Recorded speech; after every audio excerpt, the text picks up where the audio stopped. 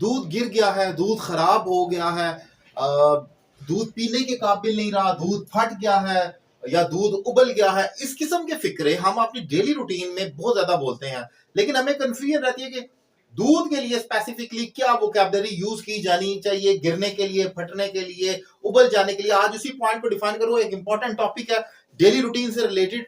अगर आपको मेरे पढ़ाने का तरीका पसंद आए तो आप मुझसे ऑनलाइन इंग्लिश लैंग्वेज कोर्स भी कर सकते हैं। अगर आप पाकिस्तान में, पाकिस्तान से बाहर किसी भी जगह से एक रीजनेबल फी पे करके मुझे ज्वाइन करें और घर बैठे अपने इंग्लिश में बड़ी इंप्रूवमेंट लेकर आए। टॉपिक स्टार्ट करते हैं। Specific vocabulary about milk. अगर आपने कहना हो कि दूध खराब हो गया है, अगर आपने कहना हो कि दूध खराब हो गया, तो वहां आप कहेंगे the milk has turned sour. इसे सॉवर पढ़ेंगे।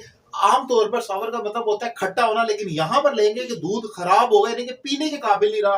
प्रेजेंट परफेक्ट में हैज टर्न्ड कह के सॉवर कहेंगे। आगे चलते हैं। दूध उबल गया है, यानी कि आपने बॉयल किया है, तो उसको ये नहीं कहेंगे द मिल्क हैज बॉइल्ड, आप कहेंगे the milk has boiled over. यानी कि बॉयल करना तो उबालना है, लेकिन जो एक्स्ट्रा बॉइलिंग पॉइंट आ जाता है जब उबल कर गिरता है, उसे बॉइल्ड ओवर कहा जाएगा, बॉयल नहीं कहा जाएगा।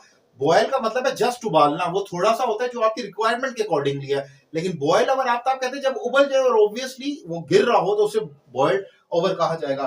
फिर अगर कहा जाए दूध फट गया है, तो मिल्क हैज कर्डल्ड, आप कहेंगे कि दूध फट गया है, यानी कि पीने के काबिल नहीं रहा। प्रेजेंट परफेक्ट में कर्डल का वर्ड यूज किया जाएगा। और फिर अगर कहूं दूध गिर गया है, the milk has spilled. Spilled का मतलब होता है पानी का या किसी भी लिक्विड फॉर्म का गिर जाना। आपने देखा होगा डैम्स होते हैं तो वहां पर स्पिलवेज बने होते हैं। स्पिलवेज क्या होते हैं? ये वही स्पिलवेज होते हैं जो डैम के ऊपर बने होते हैं और वो खुल जाते हैं और पानी फ्लो कर नीचे की तरफ आता है, गिरता है। तो इसीलिए लिक्विड फॉर्म में गिरने वाली चीजों को स्पिल के वर्ब के साथ यूज किया जाता है। सो बेसिकली ये हमारी मेन वोकैबुलरी है जो स्पेसिफिकली यूज होती है दूध के हवाले से, उसका गिर जाना, उबल जाना, फट जाना, खट्टा हो जाना वगैरह वगैरह के लिए। तो ये वो वोकैबुलरी जो हमने यूज करनी होती है।